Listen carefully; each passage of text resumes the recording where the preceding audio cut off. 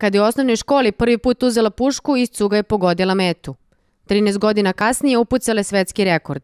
Andreja Arsović je jedna od malobrojnih sportista koji u karijeri dožive takav uspeh. Početkom 2002. sam počela da radim sa Juhasom Janušem, koji je tada došao u moj klub, streljački klub Partizan.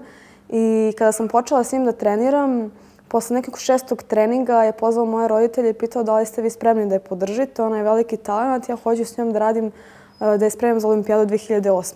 u Pekingu. Arsović je postala svetska rekorderka u disciplini vazdušna puška na svetskom kupu održanom ove godine u Changwonu u Koreji. Sam završila, nisam ni znala da sam opalila svetski rekord.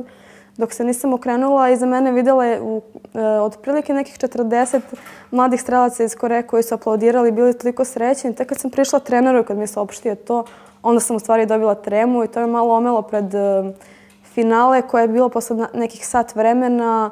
Nisam dovoljno emotivno to sve uspela da suzbijem, da bih se potrudila, ali zašto ne? Mislim, to je iskustvo za mene bilo veliko. Apsolutno ne želim u tom trenutku da li sam osvojila medalju ili zašto nisam.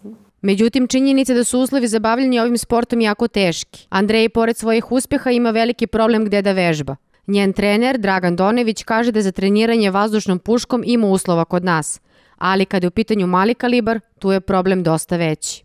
S Andrejom se pripremam zadnje 4 godine kad god je mali kalibar sezona, pošto nam je sezona sastoji iz 2 dela. Vazdušno oružje i malo kalibarsko. Vazdušno nije problem u klubovima, može da se trenira. Mali kalibar se trenira na polju i mi jedino stalište u Srbiji što imamo je u Novom Sadu i putujemo u inostranstvo. Znači pripremamo se u inostranstvu, provedemo po 60 dana u inostranim klubovima i tamo treniramo. Andrejin plan je da nakon takmičarske karijere radi kao trener. Cilj je da što više mladih ljudi uvuče u ovaj sport.